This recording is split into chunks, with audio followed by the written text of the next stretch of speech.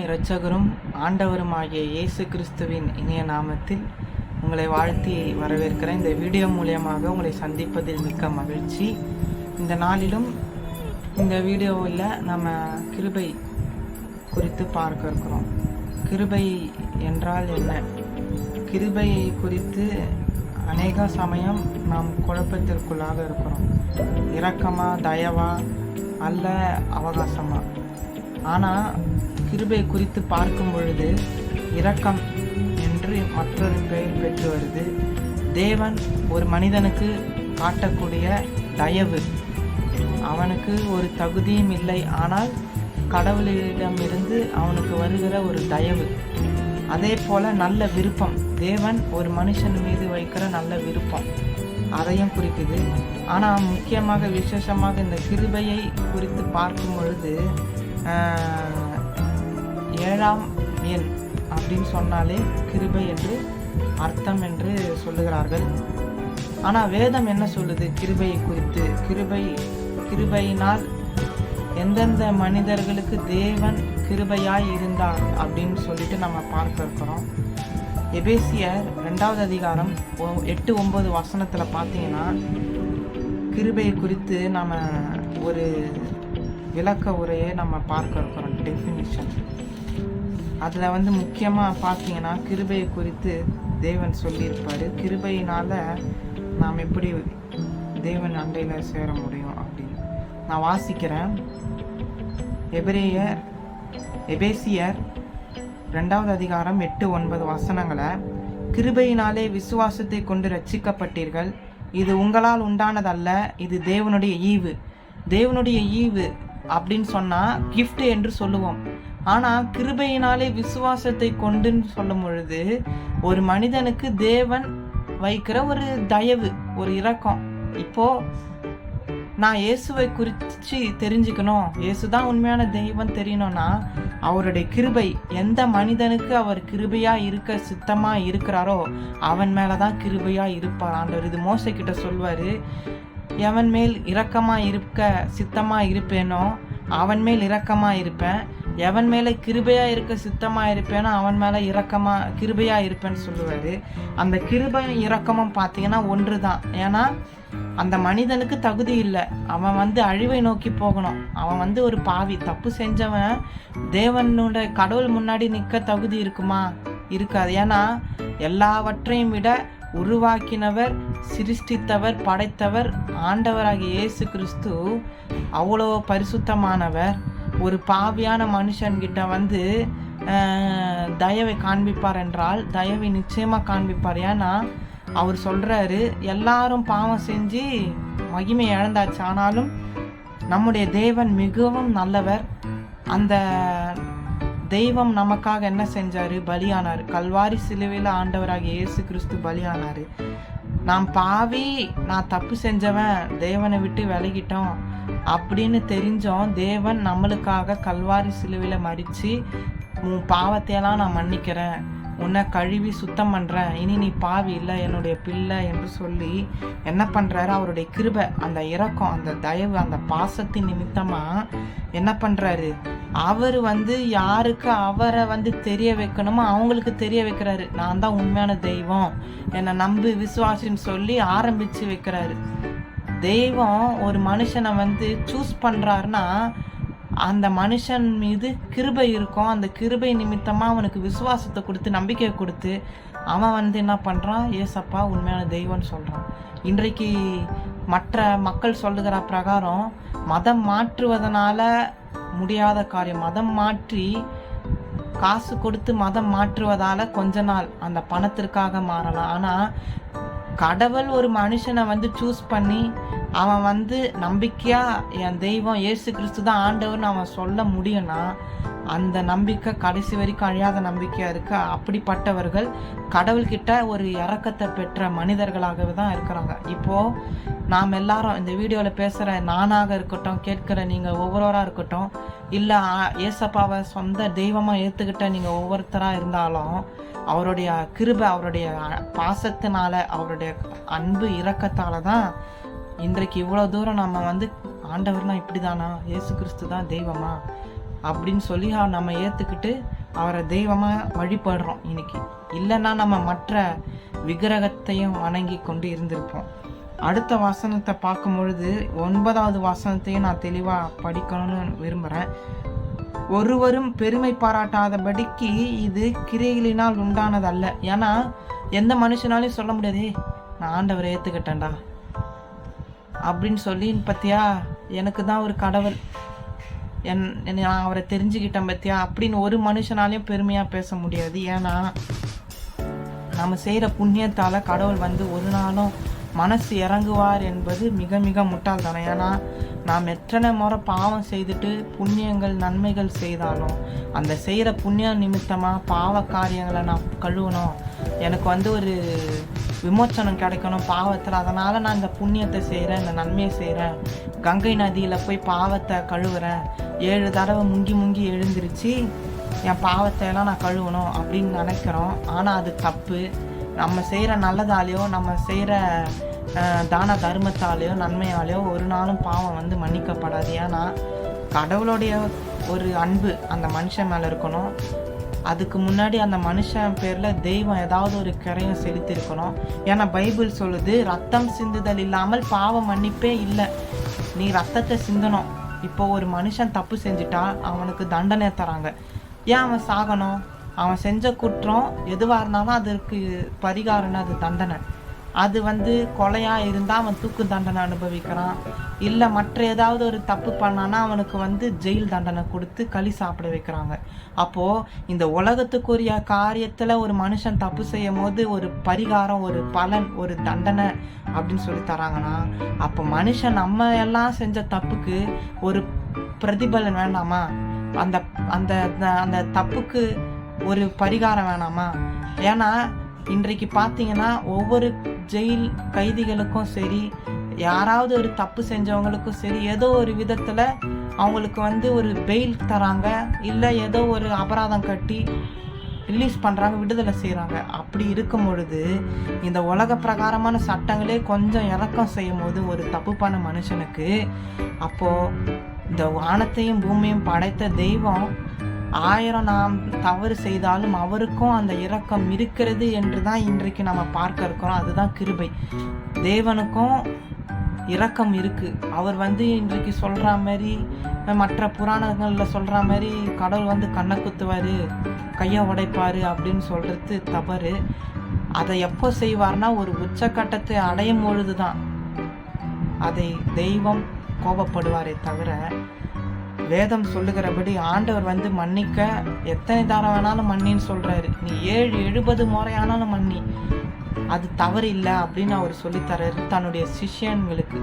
அவர் கூட வாழ்ந்த சமயத்தில் அந்த 12 பேருக்கும் அவர் சொல்கிற ஒரே காரியம், ஒரு சிஷ்யன் கேட்குறாரு, ஆண்டவரே இந்த மாதிரி நான் ஒருவனை எத்தனை முறை மன்னிக்கணும் பொழுது, நீ 70 முறைக்கு கூட மன்னி, அவன் மன்னிப்பு கேட்கிற வரைக்குமாவது மன்னி. ஏன் என்று சொன்னால் மன்னிப்பு என்பது மிகப்பெரிய ஒரு அவசியமாக இருக்குது இந்த காலத்தில். மன்னிப்பு இல்லாமல் எந்த மனிதனாலையும் மனம் திரும்பவோ இல்லை அவனுக்கு திரும்ப ஒரு மறுவாழ்வு வாய்ப்போ அவன் மாறுறதுக்கு ஒரு வழியோ இல்லாமல் போகுது. அப்போது மன்னிப்பு என்பது மிக மிக அவசியம். ஒரு மனுஷன் தன்னுடைய தவறை உணர்றான், அவன் வந்து மாறிட்டான் என்பதற்கு எது அடையாளம்னா அவனுக்கு கொடுக்குற அந்த ஒரு இரக்கம், அந்த ஒரு மன்னிப்பு தான் அவன் மாறிட்டானா இல்லையா, இல்லாத மிஸ்யூஸ் பண்ணுறானா என்பதை அறிய முடியும். அப்போது தெய்வமாக என்ன செய்கிறாரு, மனுஷன் தவறு செஞ்சுட்டான் பரவாயில்ல, ஆனால் அவன் வந்து நல்லவனாக மாறணும். ஏன்னா கடவுள் வந்து மனுஷன் எதுக்காக உருவாக்குனார்னா, ஏற்கனவே நான் முந்தைய வீடியோக்களில் சொன்னேன், பக்தி விருத்தி உள்ள ஒரு சந்ததி வரணும், தெய்வத்தை தேடுற ஒரு வர்க்கம் வரணும், படைச்சவரை வணங்குற ஒரு கூட்டம் வேணும் அப்படின்னு கடவுள் விரும்பினதுனால மனுஷனை என்ன பண்ணுறாரு, படைக்கிறாரு. அதுவும் எப்படி படைக்கிறாரு, தம்முடைய சாயலின்படி தம்முடைய ரூபத்தின்படி மனுஷனை படைக்கிறாரு, அவருடைய ரூபத்தின்படி படைக்கிறாரு. அப்போது பார்த்தீங்கன்னா மனுஷனுக்கு வந்து எவ்வளோ ஒரு மரியாதை தேவன் தராரு. மனிதனை வந்து தெய்வம் மதிக்கிறாரு, மனுஷன் கேட்குற எல்லாத்தையும் தெய்வம் செய்கிறாரு. அவனை வந்து ஒரு ஸ்டாண்டர்டில் ஒரு உயர்ந்த நிலையில் மனுஷனை தேவன் பார்க்குறாரு. இன்றைக்கு சொல்லுவாங்க தெய்வம் சோதனை கொடுத்துக்கிட்டே இருக்குப்பான்னு. ஆனால் தெய்வம் வந்து சோதனை தருகிறவர் அல்ல. அதுவும் நம்ம வேதத்தில் பார்க்கும்பொழுது நாமளே தேடிக்கிற சோதனையில் மாட்டிக்கொள்கிறோம். இன்னொன்று பார்த்தீங்கன்னா சோதனையில அகப்படுறோம். மனிதனால தெய்வத்தால ஒரு மனிதனும் சோதிக்கப்படுவதில்லை. ஏன்னா பைபிள் சொல்லுது, கர்த்தர் பொல்லாங்கினால் சோதிக்கிறவர் அல்ல. அவன் செய்கிற அந்த பாவம், அந்த இச்சையால வருகிற அந்த பிரச்சனை, அந்த டெஸ்ட்டில் தான் நம்ம மாட்டிக்கொள்கிறோம். அது நம்ம இந்த டாப்பிக்கில் பார்க்க வேணாம், அடுத்த வரக்கூடிய டாப்பிக்கில் நம்ம பார்க்க இருக்கிறோம். ஆனால் கிருபை என்று சொல்லும் பொழுது தேவன் ஒரு மனிதனை தயவாய் மன்னிக்கிறார். அவன் பாவம் செய்திருந்தாலும் ஒரு வாய்ப்பு தராரு, அந்த மனிதனுக்கு ஒரு மறு வாழ்க்கையை தராரு தேவன். அதனால தான் நான் இப்போ இந்த 2 வசனத்தை வாசித்தேன். இன்னும் மேற்கொண்டு நம்ம யோவானுக்கு எழுதின புஸ்தகம் 1வது அதிகாரம் 16-17 வாசித்தோன்னா, யாரோடைய பர்ஃபெக்ஷனால நம்ம பர்ஃபெக்ட் ஆகிறோம். ஏன்னா மனுஷன் ஒருத்தனும் பர்ஃபெக்ட் இல்லைன்னு பைபிள் சொல்லுது. எல்லோரும் பாவம் செய்தவர்கள். இப்போ பிரசனம் என்ற நானா இருந்தாலும் பாவம் செய்தவன். ஆனால் எப்போ இயேசுவை நான் ஏற்றுக்கொண்டேனோ என் ஆண்டவராக, என் வாழ்க்கையில் அவருக்கு இடம் கொடுத்த பிறகு பாவம் எனக்குள்ளே இல்லை. தேவனுடைய கிருபையும் அவருடைய விசுவாசமும் எனக்குள்ளே வந்ததுனால இப்பொழுது நான் ஆண்டவருடைய ஒத்தாசையினால் வாழுறேன். அவருடைய ஒத்தாசை தேவை. இந்த பூமியில் பாவம் இருக்குது.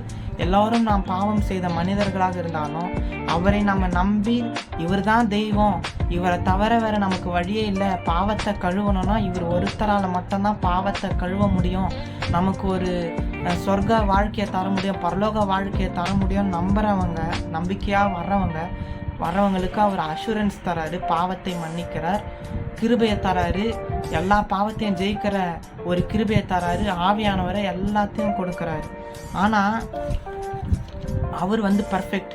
நாம் இயேசு கிறிஸ்து தெய்வம் ஆண்டவராக இந்த பூமியில் வாழ்ந்த காலத்தில் ஒரு பர்ஃபெக்டாக வாழ்ந்தார், ஒரு பரிபூரணமாக வாழ்ந்தார். அவருடைய வாழ்க்கை மட்டும்தான் பார்த்தீங்கன்னா ஒரு பரிபூரணமான வாழ்க்கையாக இருந்தது. மற்ற எல்லா மனிதர்களுடைய வாழ்க்கையை காட்டிலும் ஒரு குவாலிட்டியான வாழ்க்கை யார் வாழ்ந்தாங்கன்னா இயேசு கிறிஸ்து அவர் வாழ்ந்தார்.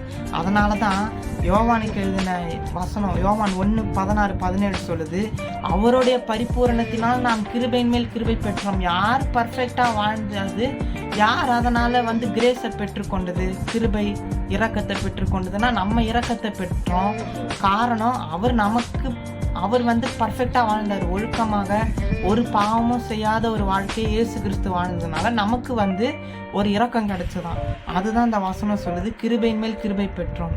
அப்போது தெய்வம் ஆண்டவர் என்ன செய்கிறாரு, இந்த மகன் எனக்கு தேவை, இந்த மக்கள் எனக்கு வேணும், இந்த மனுஷ குலமே எனக்கு வேணும். ஏன்னா இவங்களை நான் எதற்காக உருவாக்கினேன், ஏன் நாம மகிமைக்காக உருவாக்கினேன். இவங்க என்னை போற்றி புகழுவாங்க, என்னை பாடுவாங்க, நான் தானே இந்த உலகத்தை படைத்தேன். அப்போ இந்த மனுஷங்களை எல்லாம் நான் தானே என் கையால் உருவாக்கினேன், வார்த்தையால் உருவாக்கினேன். அப்போது இவங்களை நான் சீக்கிரம் விட்டுற மாட்டேன். அந்த அன்பு இருக்குது பார்த்தீங்களா, அந்த அன்பானது என்ன பண்ணுது, நமக்காக ஒரு மனுஷனாக டோட்டல் கடவுளுடைய அந்த தெய்வத்தோடைய தன்மையை ஒதுக்கி வைத்து விட்டு மனிதனாக இறங்கி கல்வாரி சிலுவையில் அடிக்கப்பட்டு மரித்து உயிர் தெழுந்து இன்றைக்கு வரைக்கும் நமக்காக பிதாவினிடத்தில் பரிந்து பேசிக்கொண்டே இருக்கிறார்.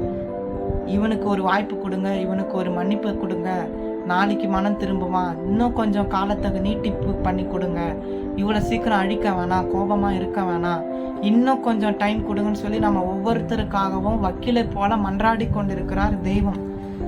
வக்கீல் எப்படி ஒரு கோர்ட்டில் மன்றாடி ஜட்ஜு கிட்ட பேசுவார், அவர் மேலே தப்பே இருக்கலாம். ஆனால் அந்த கோர்ட்டு, அந்த அட்வொகேட் என்பவர் என்ன பண்ணுறாரு, அவன் குற்றவாளியே அவன் பக்கம் தவறு இருந்தாலும் அவனுக்காக பரிஞ்சு பேசுகிற ஒரு தன்மை உடையவர் அட்வொகேட்.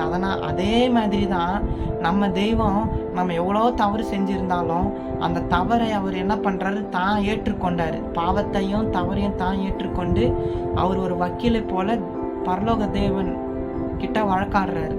ஒரு நாள் இல்லை, திருந்துவதற்கு வாய்ப்புகளை தாங்க, சந்தர்ப்பங்களை தாங்க ஆண்டவரே, நான் எப்படியாவது இந்த மகனை என் ரத்தத்தால் கழுவி இவனை மாற்றி இவனை உமக்கு பிரியமானவனா மாற்றி தரேன், அது ஏன் வேலை ஆண்டவரே, நீங்கள் எனக்கு அந்த பொறுப்பை கொடுத்துருக்கீங்களே தேவனே, பிதாவே என்று சொல்லி இயேசு கிறிஸ்து பிதாவினிடத்தில் ஒரு வக்கீலை போல மன்றாடி கொண்டிருக்கிறார் நாம் ஒவ்வொருவருக்காகவும். அப்போது நாம் இன்னும் தெரிந்து கொள்ள வேண்டிய விஷயம் என்னன்னா, நமக்கு வழக்காட தெய்வமே என்ன பண்ணுது, தெய்வமாகி இயேசு கிறிஸ்துவ என்ன பண்ணுறாரு, நமக்காக பேசுகிறார். நாம் பாவிகளாக இருக்கும் பொழுதே நமக்காக உயிரை கொடுத்த தெய்வம், ரத்தத்தை சிந்தின தெய்வம் பிதா கிட்ட என்ன செய்கிறாரு? வாய்ப்பு கொடுங்க ஆண்டவரே, பிதாவே ஆண்டவரே, இந்த மனிதர்கள் மனம் திரும்பணும். அப்போது அந்த ஒரு அன்பு, அந்த அன்புக்கு பேர் இன்னொன்று கிருபை. அந்த கிருபைக்கு இன்னொரு அர்த்தத்தையும் சொல்ல போனால் தயவு. அவனுக்கு தகுதியே இல்லை. இப்போ நான் இந்த சீட்டில் உட்காந்து பேச எனக்கு தகுதியே இல்லை. ஆனால் எனக்கு தகுதி யார் கொடுத்தா? நான் என் வாழ்க்கையை பார்க்கும்பொழுது பல பாவங்கள் நான் செய்திருக்கலாம். ஆனால் அதையெல்லாம் பொருட்படுத்தாமல் இவனை நம்ம மாற்றி இவனை பேச வைக்கணுமே என்று சொல்லி ஏசப்பா என்ன பண்ணாரு? தகுதியை கொடுக்குறாரு. தகுதியே இல்லை. அவர் முகத்துல முழிக்க நமக்கு அருகதையே இல்லை. ஆனாலும் அந்த அருகதையை உருவாக்கி தராருன்னா அப்போ எவ்வளோ பெரிய தெய்வம், இந்த பூமியை உருவாக்கின தெய்வம், வானத்தையும் பூமியும் படைச்சவர் அவ்வளோ நல்லவராக இருக்க முடியும்னா நிச்சயம் அவர் நல்லவராக தான் இருக்கிறார். அதுதான் வேதம் சொல்லுது, கர்த்தர் நல்லவர், அவர் கிருபை என்றும் உள்ளது. அந்த கிருபை என்றும் என்றும் இருப்பதனால மனிதன் ஈஸியா தப்பிச்சுக்கிறான். இல்லை என்றால் அவருடைய நியாய தீர்ப்புக்கு நம்ம எப்பயோ பலியாகி இருப்போம். ஏன்னா ஒரு மனிதனும் கெட்டு போகக்கூடாது. அவன் நல்லவனாக இருக்கட்டும் கெட்டவனாக இருக்கட்டும். இன்றைக்கு சூரியன் வெயில் எல்லாருக்கும் பொதுவாக அடிக்குது. நல்லவன் கெட்டவன் என்று பார்க்காம பாரபட்சம் இல்லாமல் எல்லாருக்கும் மழை ஒன்றாக பெய்யுது. சூரியன் வெளிச்சம் ஒன்றா கிடைக்குது. அதற்கு காரணம் என்ன என்றால் தெய்வம் யாரையும் பச்சபாதமாக நினைக்கவில்லை. ஒருத்தரையும் அவர் இவன் நல்லவன்ப்பா, இவனுக்கு மட்டும் வெயிலை கொடுப்போம், மழையை கொடுப்போம், அவன் கெட்டவது செய்கிறான் அவனுக்கு ஒதுக்கிடுவோம் அப்படின்ற அந்த பார்ஷியாலிட்டி இல்லாததுனால இன்றைக்கு நல்லவனாக இருந்தாலும் தப்பு செய்கிறவனாக இருந்தாலும் நல்லவனாக வாழறவனாக இருந்தாலும் இல்லை ஏசப்பாவை ஏற்றுக்கிட்டு அவன் தெய்வமாக ஏற்றுக்கிட்டு வாழ்கிறவனாக இருந்தாலும் சரி, நீங்கள் இயேசுவை ஏற்றுக்கொள்ளாமல் வாழ்னாலும் சரி, அவர் என்ன செய்கிறாரு? நன்மையானதை தந்து கொண்டே இருக்கிறார். எல்லாரும் படித்து பாஸ் பண்ணி நல்ல போஸ்டிங்கில் வேலையில் சேர்றாங்க. எல்லாரும் நல்ல நிலையில உயர்த்தப்பட்டு வராங்க. அது காரணம் என்னன்னா தெய்வம் எல்லாருக்கும் சமமான அந்த இரக்கத்தை, அந்த அன்பை செலுத்துறதுனால எந்த மனுஷனுக்கும் எந்த ஒரு குறைவும் இல்லாமல் வண்டி ஓடிக்கிட்டே இருக்கு. அப்போ பார்த்தீங்கன்னா அவர் நல்லோர் மேலும் தீயோர் மேலும் மழையை பெய்ய பண்றாரு, சூரியனை உதிக்க பண்றாரு. இதற்கு பேர் தான் கிருபை, இதற்கு பேர் தான் இரக்கம். ஒட்டுமொத்த மனுஷன் மேலேயும் அவர் அன்பு வைத்ததுனால அவர் யாரையும் வெறுத்தோம் தள்ள முடியாம ஒரு சூழ்நிலையில இருக்கிறார். அப்போ மனிதர்களாகிய நாம் சிந்திக்க வேண்டிய ஒரே ஒரு காரியம் என்னன்னா, அப்பேற்பட்ட தெய்வம் இவ்வளவு நல்லவராக இருப்பார் என்றால் அப்போ இப்படிப்பட்ட தெய்வத்தை நாம் ஏற்றுக்கொண்டால் என்ன நமக்கு பிரச்சனை? நமக்கு ஒரு நாளும் நஷ்டம் இல்லையே. அப்போ நமக்கு லாபம் வரணும், நாம் நன்றாக இருக்க வேண்டும் என்பதற்காக அவர் சிலுவையை சுமந்தாரு. நம்ம நல்லா எல்லா விதத்திலையும் நன்மையாக வாழணும், ஆரோக்கியமாக வாழணும், பாவம் இல்லாமல் வாழணும், மனுஷன் குற்ற மனசாட்சியில் வாழக்கூடாதுன்னு சொல்லி அவர் சிலுவையை தூக்கினதுனால இன்றைக்கு நம்ம எவ்வளோ மன்னிப்பு கேட்கிறோம். ஆண்டவரே எங்களுடைய பாவங்களை மன்னியும் என்று சொல்லி மன்னிப்பு கேட்டுட்டு திரும்பவும் தவறு செய்கிறோம், திரும்பவும் மன்னிப்பு கேட்குறோம், திரும்பவும் தப்பு செய்கிறோம். ஆனாலும் மன்னிப்பு வந்துக்கிட்டே தான் இருக்குது. நமக்கு வாய்ப்பு ஒவ்வொரு நாளும் கூட்டி கொடுத்துக்கிட்டே தான் இருக்கிறாரு. அப்போது இதை இன்னும் குறித்து நம்ம பார்க்க இருக்கிறோம். ஆதியாகமம் 8வது அதிகாரம் 21, 22 நான் ஏற்கனவே போன வீடியோவில் பேசணும் நோவாவை குறித்து. நோவா உண்மையாக உத்தமமாக வாழ்ந்ததுனால கடவுள் கண்களில் அவருக்கு ஒரு தயவு கிடைக்குது, ஒரு இரக்கம் கிடைக்குது. அந்த மனுஷனை மட்டும் கடவுள் சூஸ் பண்ணி என்ன சொல்கிறாரு? நீ என்ன பண்ணு, இந்த மக்கள் கேட்குறாங்க, சொல்ல வேண்டியதை சொல்லு, அதன் பிறகு பேழையை கட்டு, கப்பலை செய், உன்னோட சேர்த்து யாரெல்லாம் கூட்டிக்கோ, நான் உருவாக்கின மிருகத்தையெல்லாம் சேர்த்துக்கோ, சுத்தமான மிருகத்தை சேர்த்துக்கோ. கடைசியில் பார்த்தீங்கன்னா அந்த மிருகத்தோடு சேர்ந்து அந்த 8 பேர் மட்டும்தான் அந்த குடும்பம் தப்பிச்சது, நோவாவோடைய குடும்பம். மீதி மக்கள் எல்லாரும் அழிஞ்சு போனாங்கன்னு பைபிள் சொல்லுது. அதை குறித்து தான் நம்ம இப்போ பார்க்க போகிறோம். ஆதியாகமம் 8, 21, 22. 8வது அதிகாரம் 21, 22வது வசனம். இதெல்லாம் அழிச்சு முடிச்சிட்ட பிறகு நோவா ஒரு பலி கட்டுறாரு. நான் ஏற்கனவே சொன்ன மாதிரி பலிபீடத்தை கட்டி கடவுளுக்கு தொழுகை செய்கிறார். ஆண்டவரே நன்றி, எங்களை மட்டும் காப்பாற்றினீங்க, எங்களுக்கு நீங்கள் சொல்லாமல் போயிட்டு இருந்தால் அந்த இந்த வெள்ளத்தோட வெள்ளமாக நாங்கள் அழிஞ்சிருப்போமேன்னு சொல்லிட்டு நன்றி உள்ளவரா நோவா வந்து என்ன பண்ணுறாரு, தெய்வத்துக்கு நன்றி சொல்கிறாரு. அந்த நன்றி பலிபீடம் செலுத்தும் பொழுது தான், பலிபீடத்தை கட்டி நன்றியாக ஆட்டையும் பலியிட்டு அதை தகனம் பண்ணும்போது தான் கர்த்தர், அந்த வசனத்தை வாசிக்கிற, சுகந்த வாசனையாய் கர்த்தர் முகர்ந்தார்.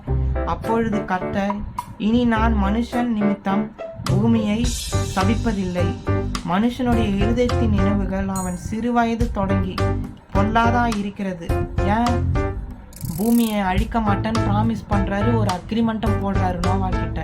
இனி நான் பூமி அழிக்க மாட்டேன், சபிக்க மாட்டேன். ஏன்னா மனுஷன் வந்து சின்ன வயசுல இருந்து தொடங்கி அவன் மனசு பொல்லாத மனசா இருக்கு, கெட்டு போயிடுச்சு. அவனுக்கு நல்ல எண்ணமே இல்லை மனுஷனு ஒருத்தனுக்கும் அப்படின்னு சொல்றாரு.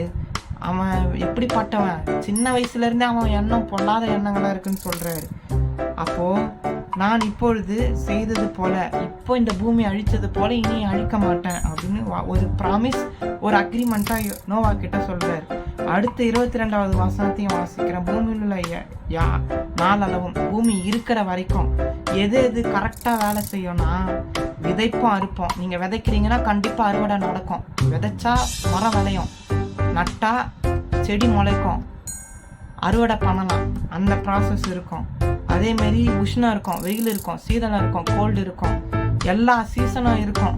பனி கொட்டும், மழை பெய்யும், வெயில் அடிக்கும், உஷ்ண காலமாக இருக்கும், பயங்கர வெயில் கொளுத்தும், பனி பயங்கரமாக பெய்யும். இது எல்லாமே எல்லா சீசனும் நான் வைக்கிறேன், இது ஒன்றும் மாறாதுன்னு சொல்லிடுறாரு. அதே மாதிரி இன்னும் உறுதியாக ஆபிரகாம் கிட்ட அக்ரிமெண்ட்டும் போட்டு ஒரு அடையாளத்தை, ஒரு சைனையும் காட்டுறாரு. இனி நான் இந்த பூமியை தண்ணியால் அழிக்க மாட்டேன்னு சொல்லிட்டு ஒரு அடையாளத்தையும் சொல்கிறாரு. அந்த வசனத்தையும் நம்ம வாசிச்சிடுறேன்.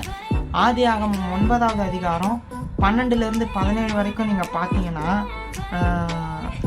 நோவா கிட்ட சொல்வார், அன்றியும் தேவன் எனக்கும் உங்களுக்கும் உங்களிடத்தில் இருக்கும் சகல ஜீவ ஜந்துக்களுக்கும் நித்திய தலைமுறைக்கென்று நான் செய்கிற உடன்படிக்கையின் அடையாளமாவன. அப்போ நித்திய உடன்படிக்கை தலைமுறைக்கு அது அழியவே அழியாது. அது அந்த அக்ரிமெண்ட் எப்பவுமே பர்மனன்ட் அக்ரிமெண்ட்டா நோவா கிட்ட சொல்றாரு. 13வது வசனத்தை பார்த்தீங்கன்னா, நான் என் வில்லை மேகத்திலே வைத்தேன், அது எனக்கும் பூமிக்கும் உண்டான உடன்படிக்கைக்கு அடையாளமா இருக்கும். பூமிக்கும் கடவுளுக்கும் ஒரு அடையாளம் என்னன்னா, வானவில்ல வைக்கிறேன், ரெயின்போவை வானத்தில் வைக்கிறேன். அப்போது எப்போல்லாம் அந்த ரெயின்போ, அந்த வானவில் வருதோ அப்போல்லாம் நான் பூமியை தனியாக அழிக்க மாட்டேன்.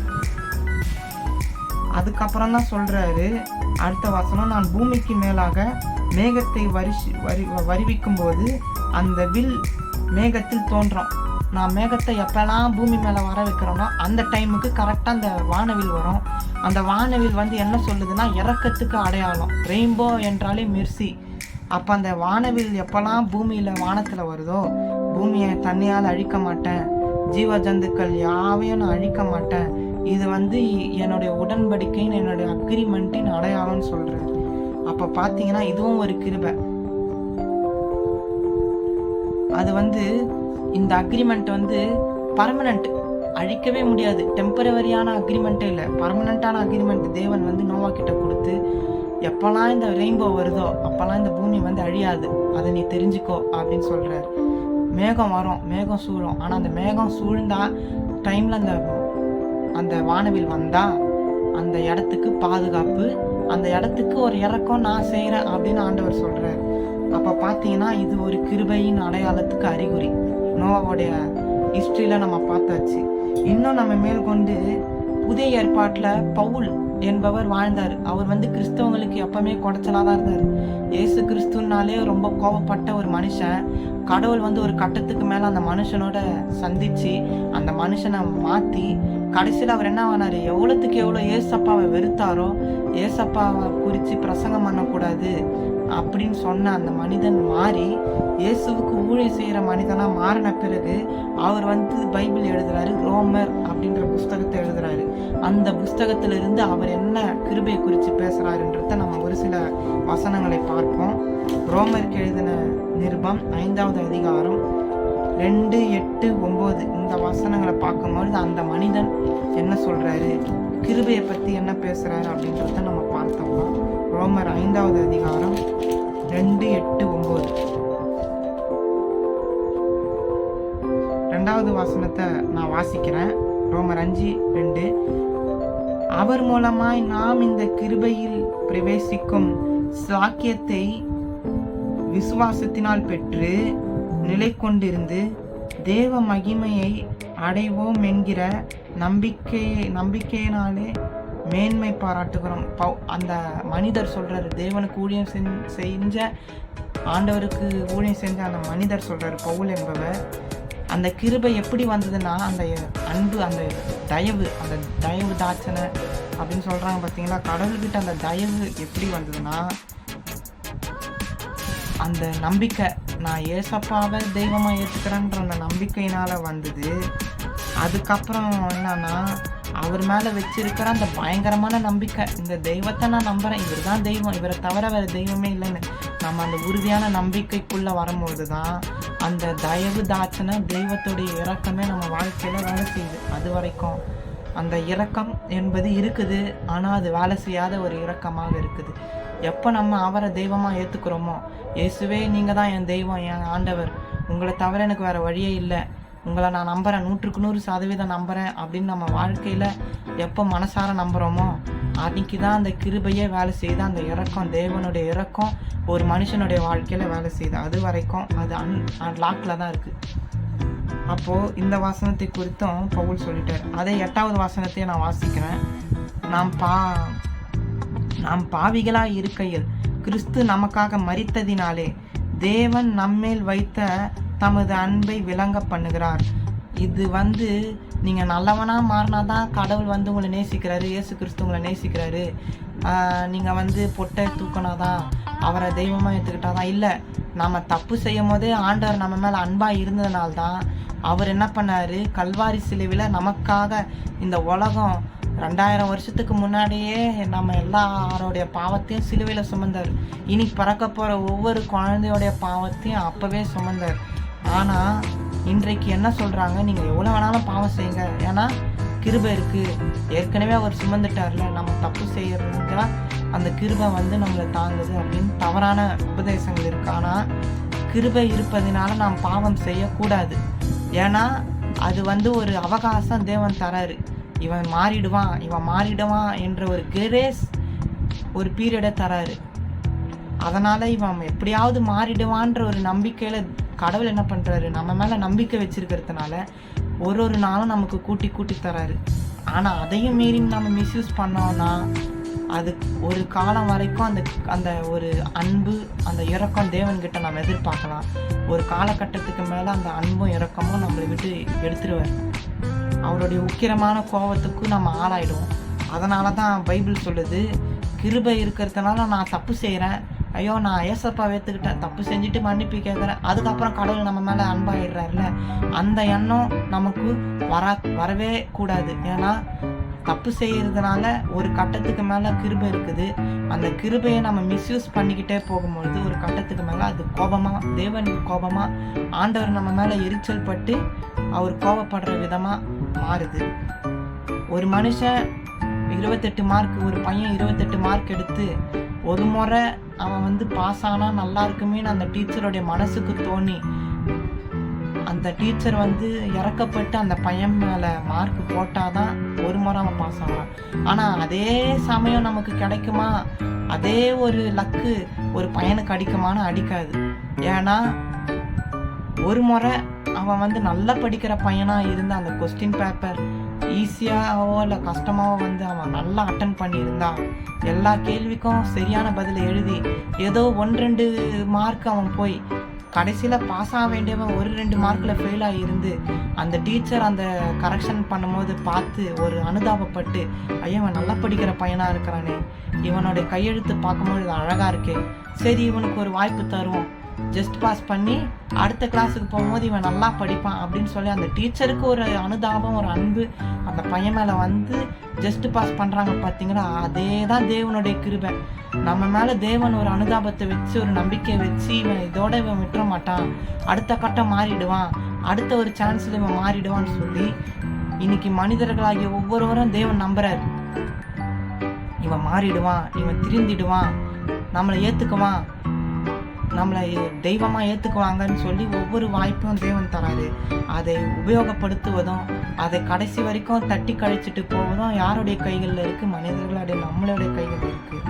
இன்னும் சொல்லப்போனால் தேவனுடைய கிருபை பெறுவதற்கு நாம் தகுதி இல்லை. ஆனால் அவர் தகுதியை கொடுத்து நம்ம மேலே தயவு தாட்சனை காண்பித்து நம்முடைய பாவத்தையெல்லாம் மன்னிக்கிறாருன்னா அது ஒரு விதத்தில் அவர் பெரிய மனசு ஆண்டவருக்கு இருக்குது.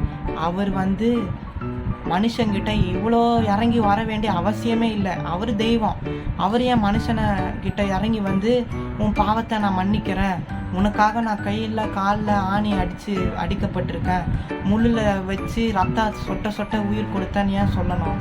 ஏன்னா அவருக்கு தெரியுது இந்த மனிதர்கள் எனக்கு தேவை, இவங்களாம் நான் என் பிள்ளைகளாக நேசிக்கிறேன். அப்படி அந்த தயவு, அந்த அன்பு, அந்த இரக்கம் இருப்பதனால இன்றைக்கு வரைக்கும் இயேசு கிறிஸ்து பொறுமையாக இருக்கிறார். எல்லாரும் ரட்சிக்கப்படணும், எல்லாரும் மனம் திரும்பி இந்த பூமியே ஏசப்பாவை தெய்வம் ஆண்டவர்னு சொல்கிற அளவுக்கு அவர் எவ்வளோ பொறுமையாக இருக்கிறாருன்னு பார்த்துக்கோங்க. அந்த பொறுமைக்காக நாம் மனம் திரும்ப வேண்டும். நம்ம இந்த பொழுது பேசின இந்த வசனங்களை நீங்கள் ஒரு முறை யோசித்து பார்த்து, இதை கேட்கிற ஒவ்வொருவருடைய மனசில் நீங்கள் நிறுத்தி நிதானமாக யோசித்து பார்த்து தீர்மானம் பண்ணுங்கள். தீர்மானம் நம்முடைய கைகளில் இருக்குது. நாம் இயேசுவை ஏற்றுக்கொள்கிறோமா, தெய்வமாக ஏற்றுக்கொள்கிறோமா இல்லையா என்பது நம்முடைய கைகளில் இருக்கிறது. அவர் யாரையும் கட்டாயப்படுத்தலை. நீ என்னை ஏற்றுக்கொண்டு தான் ஆக வேண்டும் என்று கட்டாயப்படுத்தலை.